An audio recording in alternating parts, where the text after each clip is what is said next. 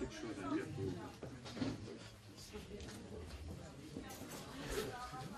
Bonjour à toutes, bonjour à tous.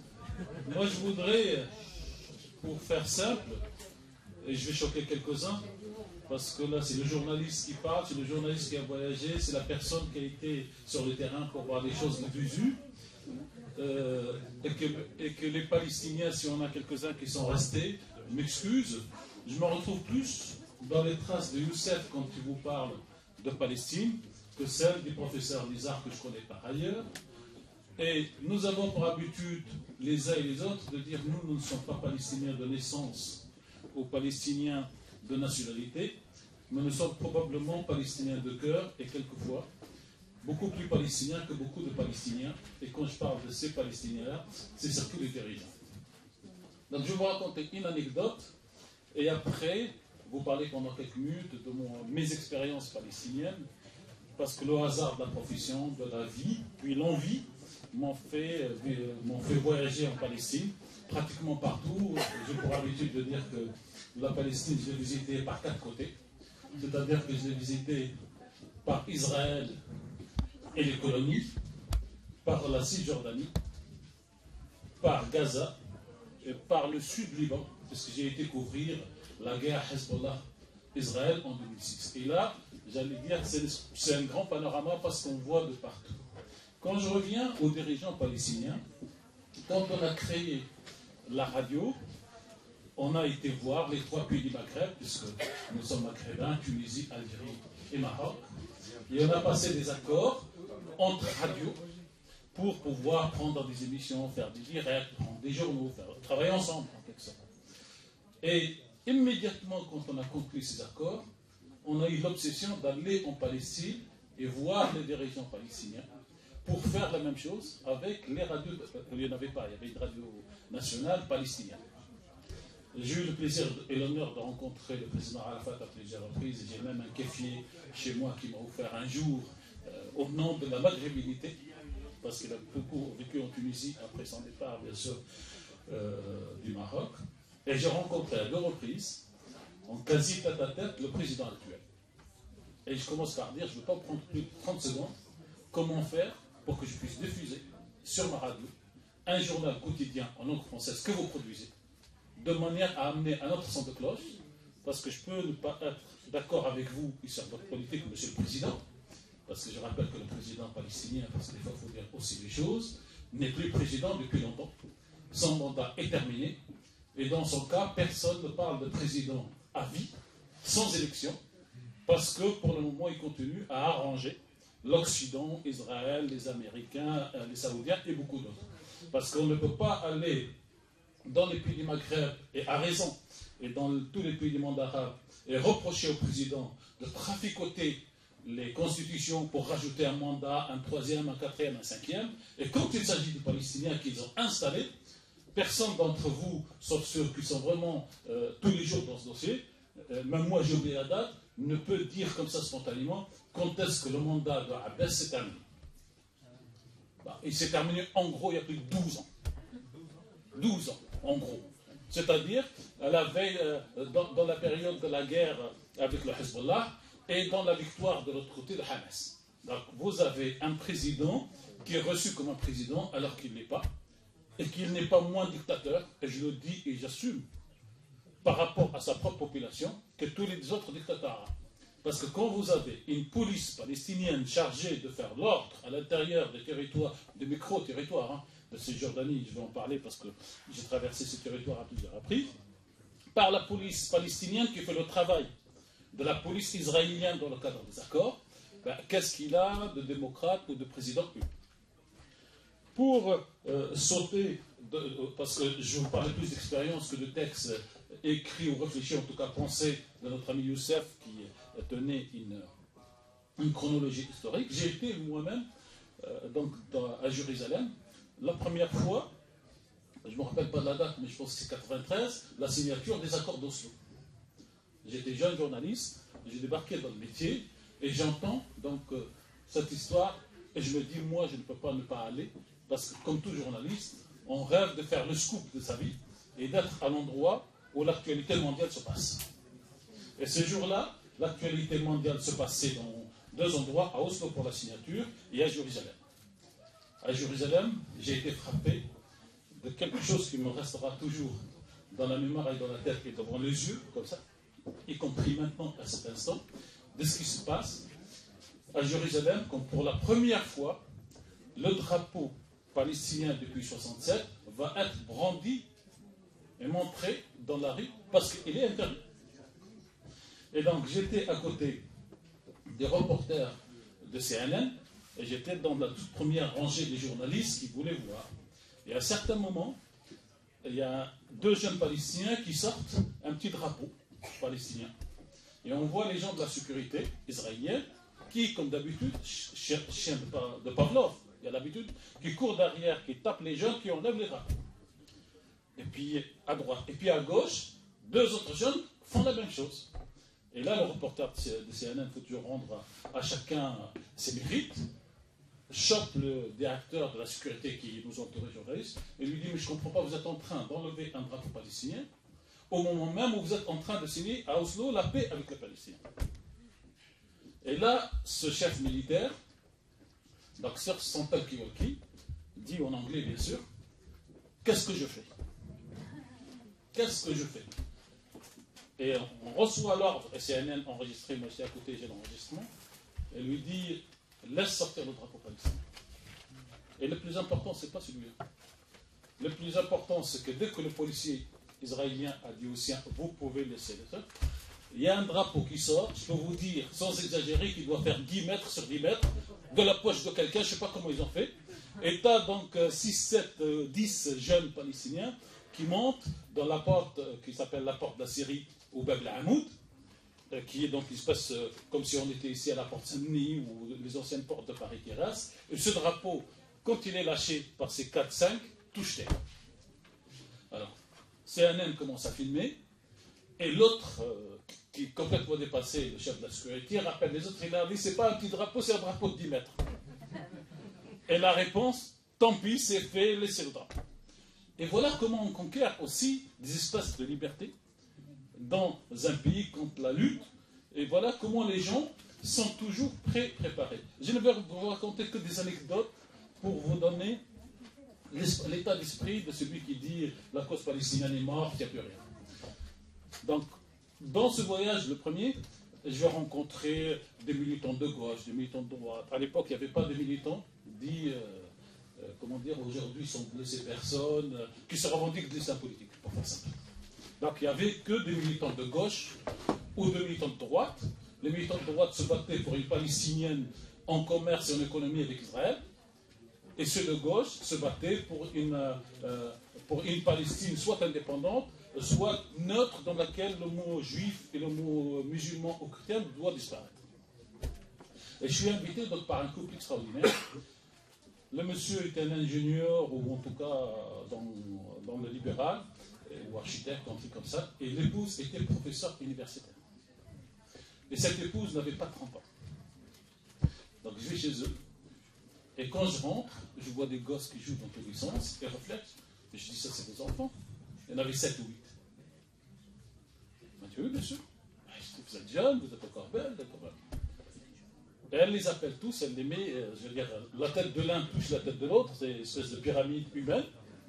Et elle me dit, j'en ai fait 7, on n'en a pas encore 4 ou 5 encore peut-être.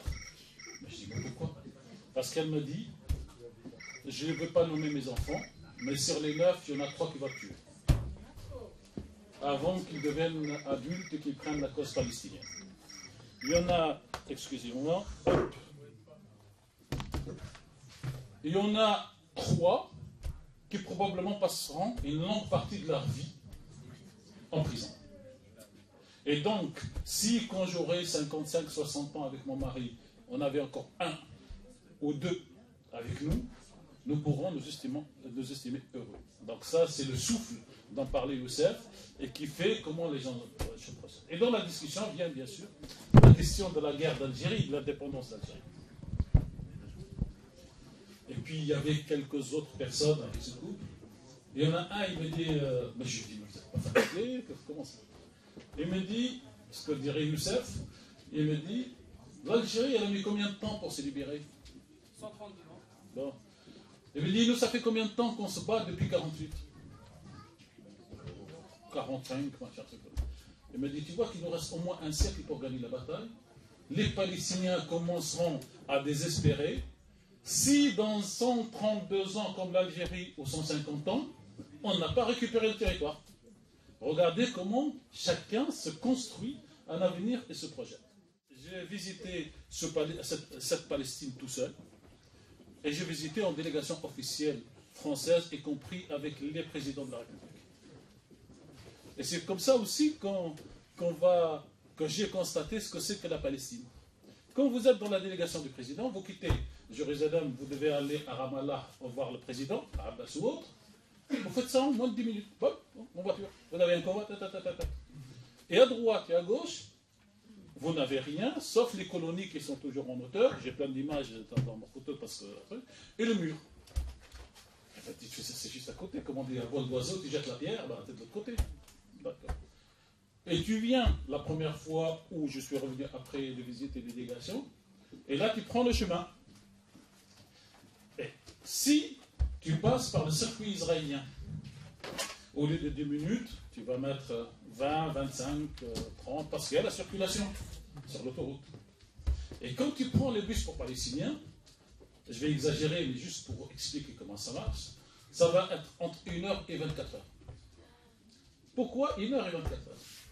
Parce que tous les 3, 4, 5 km, vous avez ce qu'on appelle le fameux checkpoint.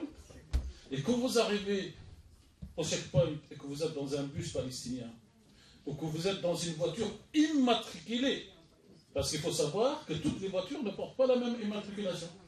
Les plaques israéliennes sont d'une couleur, et les plaques autres, palestiniennes, sont de l'autre, et les voitures israéliennes peuvent circuler 24 heures sur 24 heures sur 2 routes spécialisées, que les Palestiniens n'ont pas le droit d'emprunter. Et les Palestiniens ne peuvent en gros rouler que du lever du soleil au coucher du soleil, c'est-à-dire que tous les soirs, tous les Palestiniens sont prisonniers dans leur cadre. Et moi j'aime parler de la Palestine comme ça, que de faire des études théoriques sur des choses réelles, le droit, le truc, machin. C'est la vie pratique des gens. Et donc, quand vous arrivez au checkpoint, le premier, le deuxième, le troisième, le chauffeur doit arrêter sa voiture et son moteur, ne pas descendre de la voiture et attendre. Et vous avez toujours en face, à 4-5 mètres, les militaires israéliens, tous en gros moins de 20 ans, donc sensibles, émotifs, ne maîtrisent pas leur vie, ont peur de l'ennemi palestinien. Et de plus en plus, des Palestiniens, des Israéliens, falachas, noirs, qui, eux, dans la société américaine, dans la société israélienne, sont considérés comme la 5e classe sociale de la société. Parce que ce qu'il faut savoir, c'est que dans la société israélienne, vous avez des classes sociales. Vous avez les meilleurs, c'est les Américains. Le numéro 2, c'est les Européens des pays de l'Est. Le numéro 3, c'est les Juifs du Maghreb. Le numéro 4, c'est les Juifs qui viennent du Yémen, de l'Irak, de Syrie. En 5, vous avez donc les falachas. Et vous pouvez rajouter en 6 les Palestiniens porteurs de la nationalité israélienne. Et même les salaires et les SMIC ne sont pas les mêmes. C'est ça la démocratie au Moyen-Orient, et c'est ça la seule démocratie au Moyen-Orient. Et donc, quand vous êtes dans votre voiture, vous attendez, et c'est quand le militaire décide de se lever pour venir jeter un coup d'œil ou demander le papier, et qu'il termine, que vous pouvez partir.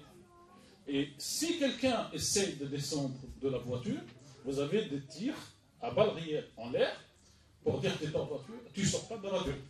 Et donc ça peut durer 10 minutes, et ça peut durer 4 heures. Et c'est ça la vie. C'est pour ça que ce que vous faites en 10 minutes avec le président Hollande, vous le faites en quelques heures avec tout ça. Une autre fois, je suis parti aussi en Israël, en Palestine, pour l'enterrement d'Arafat. J'étais à Paris, et je reçois la dépêche du décès du président Arafat, et je décide d'y aller en course contre la montre parce que je connais le système. Et donc je file à l'aéroport et je regarde quel est le premier vol. Il y aurait eu le premier vol à Tel Aviv, j'aurais pris ce vol-là, j'ai déjà testé, donc je connais la musique. Et il y avait un vol au bout d'1 heure ou 2 heures sur Amman. Pour gagner du temps, donc je prends celui de Amman. Et sur Amman, donc en Jordanie, je vais prendre le fameux pont Allenby. Et quand j'arrive, je vais vite, et donc j'arrive parmi les premiers à la douane jordanienne. Tu vas en Israël, parce que le pont n'a pas que dans ce sens-là. Et donc il me dit, voilà, il y a le service VIP, il y a le service je sais pas quoi, machin. Les services VIP est payant 200 € en gros d'aujourd'hui. Ben, je prends le service VIP. Et je donne, je ne sais pas ce que je donne comme argent. Et il me dit, non, je n'ai pas la monnaie en clair. Mais c'est pas grave. Et c'est ça qu'il faut savoir. Voilà. Quand vous arrivez là-bas à la douane, vous payerez là-bas et on s'arrangera après. Voilà l'amitié entre les peuples, comment ça fonctionne. C'est l'argent. Et donc, ok, il n'y a pas de problème, il fouille mes bagages, une belle voiture, je ne sais pas quoi, de luxe.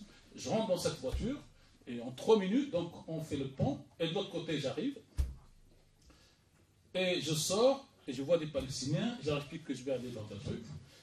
Pourquoi? Pour l'enterrement d'Arabie. Ça m'étonnerait. Parce qu'on va prendre la voiture, c'est 35 km, un truc comme ça, mais... Et donc, par contre, on va prendre tel chauffeur palestinien, parce que lui, entre nous, il est connu, il traverse, il essaye d'éviter les checkpoints, tout ça. Bon, en tout cas, je monte dans cette voiture, et on se met à un truc, il dit, je vais prendre des chemins de traverse pour qu'on gagne du temps. Et sur le premier chemin de traverse, on trouve un checkpoint, comme par hasard, ce jour. Et moi, j'étais emmerdé. Je suis venu pour assister professionnellement à quelque chose, il fallait que je passe. Et donc, les mecs, ils me disent, non, je ne t'inquiète pas. Je sors ma carte de presse, derrière la vitre, et mon passeport français. Et je montre, et le mec, il doit se dire, mais qu'est-ce qui m'emmerde celui-là? Donc après, je baisse la vitre, et je les sors tous les deux. Et j'entends l'autre qui lui dit, European Passport, comme ça. Donc ils viennent. Et je leur dis, je suis journaliste, machin, truc, machin. Et ben, ils commencent à interroger. Je dis, je vais vous dire un truc. J'ai appelé l'ambassade d'Israël avant de venir. Et ils m'ont dit, monsieur, vous allez dans la seule démocratie du Moyen-Orient, personne ne vous emmerdera, vous passerez donc le plus vite, et il était emmerdé, donc il se téléphone, et puis bon, il nous laisse passer. Et quand on arrive au deuxième checkpoint, il y en avait 4-5 sur les 20 km. Donc dès qu'on s'arrête, je sors mon passeport et ma carte de presse, et quand signe a été donné, donc le mec il vient, il vérifie, il nous laisse passer. Et quand on est rentré à Ramallah, je me suis fait embrasser par tous ceux qui étaient dans la voiture, les Palestiniens, qui m'ont dit, nous n'avons jamais traversé ce chemin entre donc, la sortie de Pont d'Alabi et Ramallah, en aussi vite du temps. C'est-à-dire que nous venons nous-mêmes en tant que Palestiniens de réaliser qu'on peut faire ça, j'allais dire, ça. Et en arrivant là-bas, donc je découvre des Palestiniens heureux, alors qu'il s'agit d'une mort du président Arafat. Et la sensation qui reste, donc pour terminer peut-être avec la phrase de notre ami Youssef, c'est que ce souffle palestinien n'est pas prêt de se souffler. Je rajouterai 2 peut-être détails qui me restent.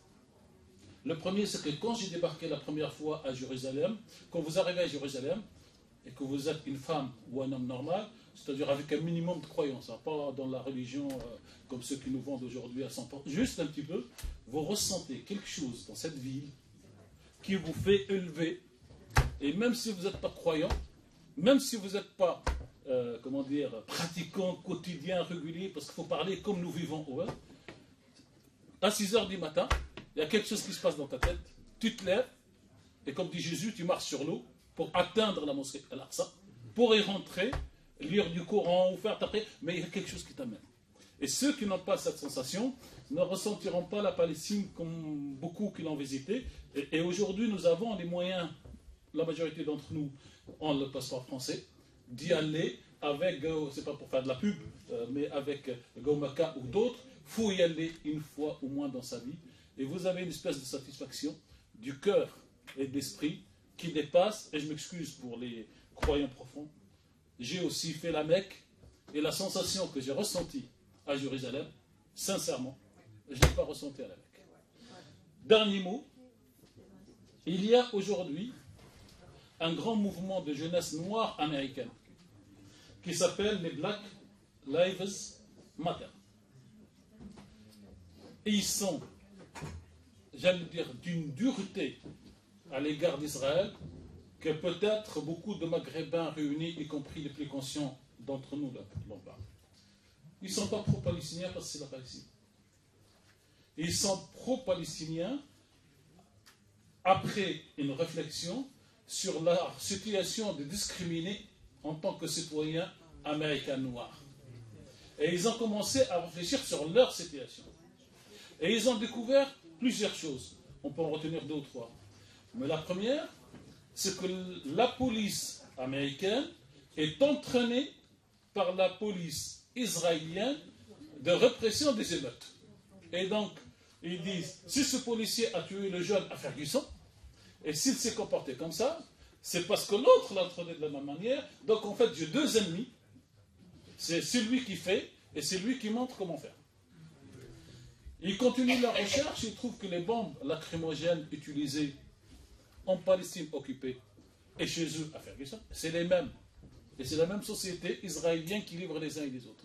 Et donc, ils accumulent cette réflexion et ils font du droit, comme disait le professeur Nizar au départ, et ils découvrent qu'il y a plus de 50 lois votées par le Parlement israélien qui adoptent la discrimination par la loi.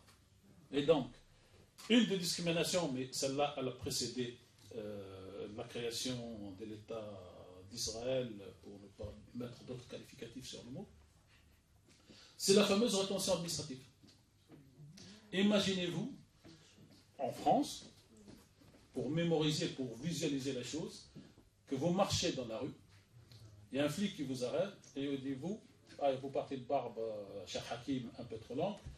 Voilà. Donc je vous soupçonne de. Et à ce moment-là, je vous arrête pour une rétention administrative. Ben, en Palestine, depuis donc, les Anglais et avec donc, Israël aujourd'hui, vous rentrez dans ces prisons administratives et vous ne savez pas si vous allez sortir dans 3 mois, dans 6 mois, puisque le minimum c'est 6 mois, dans un an et demi, dans 15 ans et demi, et ça s'appelle la justice et la démocratie.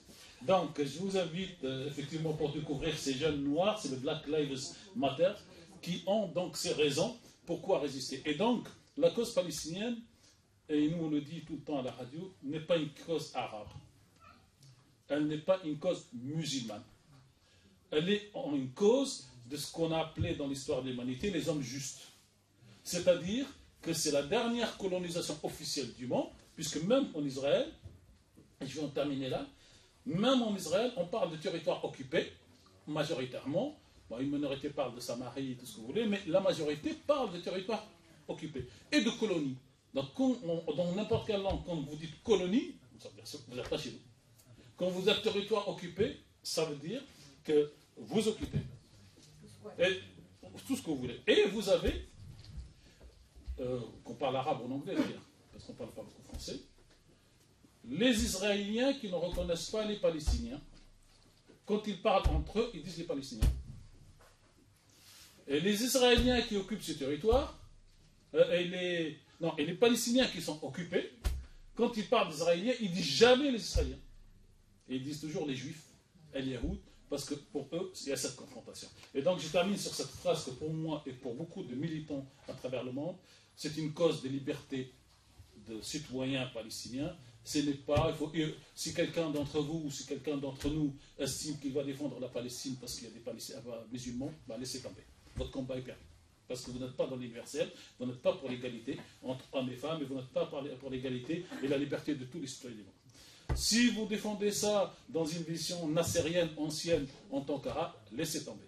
Et quand vous laissez, chère madame, tomber cette défense au nom des Arabes, vous évitez encore au passage les Arabes, les Kabyles, les machins, parce que là vous avez dépassé toutes les frontières et toutes les appartenances religieuses et ethniques, et vous êtes sur l'universel, c'est-à-dire que vous êtes pour que tous les hommes naissent et vivent égaux en droit et dans la vie. De deux manières. Le professeur Nizar est parti, donc je piquerai sa deuxième explication de Sykes-Picot, que Youssef conteste à raison, sur l'instauration des dictatures dans le monde arabe, parce que ces dictatures vont servir les intérêts de ceux qui les placent. Et ce qui s'est passé en 1962 en Algérie, c'est l'exemple parfait. Qui a pris le pouvoir en 62 en Algérie. Ce qu'on pourrait appeler l'armée de l'intérieur qui s'est battue et qui a libéré le pays, ou ceux qui étaient, avec tout le respect que je leur dois, dans les armées des frontières, et une fois que le fruit est mûr, arrivent pour le cueillir. Donc, et ils ne l'ont pas cueilli tout seuls, ils l'ont cueilli avec l'accord et le soutien et l'installation de la France. Donc vous avez cette première explication. Et la deuxième explication, quand je vous dis que si vous voulez soutenir les Palestiniens parce qu'ils sont musulmans, parce qu'ils sont arabes, laissez tomber. Il faut les soutenir en tant que citoyens libres, parce que citoyens libres, ça suppose à très court terme deux choses, la liberté des choix et l'alternance des pouvoirs. Et quand je m'énerve des fois avec des amis, je dis que si l'ONU était l'ONU, rien n'empêche, y compris les Russes, de voter une résolution internationale. La durée d'un mandat, c'est maximum 10 ans partout dans le monde, donc 2 fois 5 ans, 2 fois 7 ans, tout ce que vous voulez, mais que le principe pour être membre de l'ONU, en dehors des monarchies qui doivent appliquer le même principe, c'est qu'il y ait rotation au pouvoir.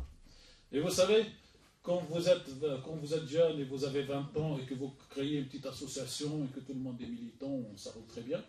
Mais si vous y êtes toujours à 35 ans, c'est que vous avez fait le vide autour de vous et que vous êtes vous-même devenu dictateur. Et donc pour moi, la solution, c'est cette liberté et cette démocratie d'alternance politique qui n'est pas acquise à cause de la Palestine chez beaucoup. Parce que moi, Ben Ali, moi, Bourguiba, moi, Boumedienne, moi, le roi de Jordanie, tout ça, je fais tout pour faire l'union. Et ça, je reviens à Sykes-Picot, et moi je rajouterai un mot sur Sykes-Picot. En fait, Sykes-Picot, c'est la le mot n'existe pas peut-être en français, mais c'est pas transposition, c'est pas transposition, c'est transportation du modèle historique européen qui fait chaque petit peuple avait son petit État. Et vous avez aujourd'hui l'Irlande, l'Islande, je ne sais pas quoi, la France, l'Allemagne réunie, la Yougoslavie. Et on va l'implanter dans une culture qui, comme la culture indienne ou hindoue et chinoise, qui est très large.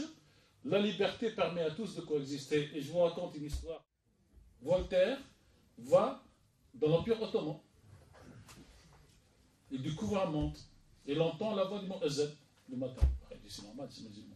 Mais quand il se promène, il voit qu'il y a une église orthodoxe, une église chrétienne, des temples, des synagogues. Et il débarque à Marseille. Et il commence à voyager à Marseille. Il n'y a rien. Et il va voir l'équivalent du maire de Marseille de l'époque. Et il dit, dis donc, cher monsieur, moi je viens de l'Empire ottoman, j'ai découvert qu'il y a ça. Pourquoi il n'y a pas une salle de prière ou une mosquée à Marseille? La réponse, l'autre dit, on ne peut pas faire un truc pour l'islam, nous. Par contre, on a une petite salle de prière musulmane. C'est pour les esclaves ottomans dans nos guerres. Donc, comme ils sont esclaves et tout ça, on leur permet de temps en temps d'y aller. Donc, il y a cette idée de tolérance qu'on prend chez les uns, et la tolérance n'a jamais été le monopole d'aucune culture. À ce titre, la meilleure culture en termes de tolérance, contrairement à ce qu'on dit aujourd'hui, ce sont les Chinois. Les Chinois, dans l'art de la guerre, vous avez un vieux théoricien général qui s'appelle Sun Tzu, et il dit quand vous faites la guerre et que vous voyez que votre ennemi est en train de succomber, faites comme si vous n'avez pas que la porte à gauche était ouverte, de manière à ce qu'à un certain moment, il puisse se retirer et s'enfuir, pour qu'il n'y ait pas de guerre sur les générations futures, parce que si on tue tout le monde, il y aura l'autre de l'autre côté qui va apprendre, et il va naître avec cette idée de vengeance, parce qu'on a tué son père, son grand-père, son arrière-grand-père. Et donc, la question dans le monde arabe, c'est celle-là. Est-ce que quelqu'un peut accéder au pouvoir au service de son pays, ou est-ce qu'il accède au pouvoir pour mettre le pays à son service? Alors, deux choses. Moi, les hypothèses, j'en connais beaucoup. La version, j'en connais beaucoup, mais je connais une version de personnes qui étaient proches d'Arafat et qui confirment qu'il y a eu bien assassinat indirect. Voilà comment ça s'est passé d'après cette version qui n'engage que ceux qui la donnent. Le président Arafat avait un grand défaut, c'est-à-dire qu'il était humain. Il adore les gosses. Et dès qu'il y a des gosses autour de lui, il se met à les embrasser sur la tête, dans les mains, je l'ai vu. Et donc, à un certain moment, quand il est devenu ce que les Israéliens considèrent comme un obstacle, et que M. Abbas, bien fait pour prendre la place, pour dire avec moi vous avez trouvé la solution, avec un certain M. Dahlan, je vous laisse découvrir sur Internet les qualités de M. Dahlan hier, aujourd'hui, et qu'est-ce qu'il projette pour demain pour les Palestiniens, parce qu'il se prépare pour être président. Les Israéliens se mettent avec quelques Palestiniens complices à faire visiter dans la Maqata'a, que j'ai visité, c'est-à-dire l'espèce de palais de l'Élysée, c'est pour faire une boutade du président Arafat, duquel il était interdit de sortir, puisque vous avez un grand président aujourd'hui qui s'appelle M. Abbas, mais comme M. Abbas veut sortir de la Ramallah pour aller à l'étranger et pour aller faire son grand discours à l'ONU, c'est le commandant militaire de la région qui l'autorise à sortir ou pas. C'est aussi ça, la situation du président palestinien actuel. Et donc, on a organisé des visites avec des enfants qui viennent visiter le président Arafat, alors des enfants juifs et arabes, triés dans les écoles. Et d'après cette version palestinienne encore qui engage ceux qui me l'ont dit, c'est qu'on a mis une espèce de poudre sur les endroits que Arafat embrasse, c'est-à-dire sur le front et sur les mains. Et puis Arafat a passé l'après-midi avec les gosses, a embrassé les mains et les trucs. Et c'est pour ça qu'officiellement, on ne connaît pas encore la cause de la mort du président Arafat. Les médecins français qui l'ont ausculté et qui ont déclaré publiquement que c'est une maladie qu'ils viennent de découvrir, qu'ils n'ont jamais vue, n'osent pas, pour des raisons diplomatiques, n'osent pas ou ne peuvent pas faire sortir le rapport, mais le rapport est dans ce sens. Mais ça, c'est-à-dire, c'est une des versions, peut-être que c'est la bonne, peut-être que c'est la mauvaise. Vous allez peut-être demain aller au Conseil de sécurité pour faire voter la résolution de la reconnaissance de l'État palestinien. Et à ce que je sache, les Chinois ne sont pas musulmans. Et si tu viens avec ta résolution... Une partie. Non, mais je veux dire, le politique aujourd'hui, le russe, bon, il y a une partie. Mais pourquoi je dis ça? Je dis il faut, parce que les porteurs de valises pendant la guerre d'Algérie, parce que nous connaissons tous cette histoire et que nous sommes très proches, qui étaient français, catholiques, laïcs, non pratiquants, ont pris la valise pour les Algériens et certains sont morts. Et le fameux réseau Janson, il n'y avait pas un arabe, il n'y avait pas un musulman. Et donc, si vous voulez que votre question ne devienne pas une question clanique, je le défends parce que c'est mon cousin, vous devez monter à l'universel sans aller à dire que c'est parce que c'est la laïcité française ou la République. Parce que le genre humain, comme dit l'international, ça fait longtemps qu'on n'a pas sorti celle-là, et l'être humain est un genre humain. Et donc, si vous estimez, vous, que les Tibétains aujourd'hui qui sont chinois sont dans la répression et dans la prison, vous vous sentez solidaire et vous descendez dans une maladie. Et d'ailleurs, ce que je me reproche, même si je l'ai fait de temps en temps, et ce que je reproche à la communauté qui se dit aujourd'hui, et là on va mettre les points sur les i, musulmans et islamiques, c'est qu'elle est absente de toutes les manifestations pour toute cause humaine, en dehors de ce qu'elle comprend, elle, comme cause islamique. Est-ce que vous êtes descendu pour certains quand il y a eu donc sur le Tibet? Est-ce que quelqu'un dans la salle, sans vouloir insulter personne, descend quand c'est des Américains? Non, mais c'est pour ça que je dis sans insulter personne, cher monsieur. Quand la question, c'est le Venezuela, il faut sortir de notre esprit clanique. Nous sommes d'abord des êtres humains, et c'est le Coran, pour ceux qui veulent revenir toujours à la religion, qui le dit. Après, une fois qu'on est humain et qu'on est dans la fraternité humaine, on monte un cran si on veut pour dire est-ce qu'on est arabe. On peut rajouter est-ce qu'on est musulman. Et on va rajouter surtout à la fin est-ce qu'on est sunnite ou chiite. C'est le chiite, Khomeini, qu'on aime ou qu'on n'aime pas, qui a imposé dans le monde islamique, pour ceux qui adhèrent, le dernier vendredi du mois du Ramadan chaque année comme journée de la Palestine. Alors on va rentrer dans le débat de Daesh, on va dire non, c'est un chiite, c'est un rafid, c'est un mauvais musulman, et comme c'est lui qui l'a.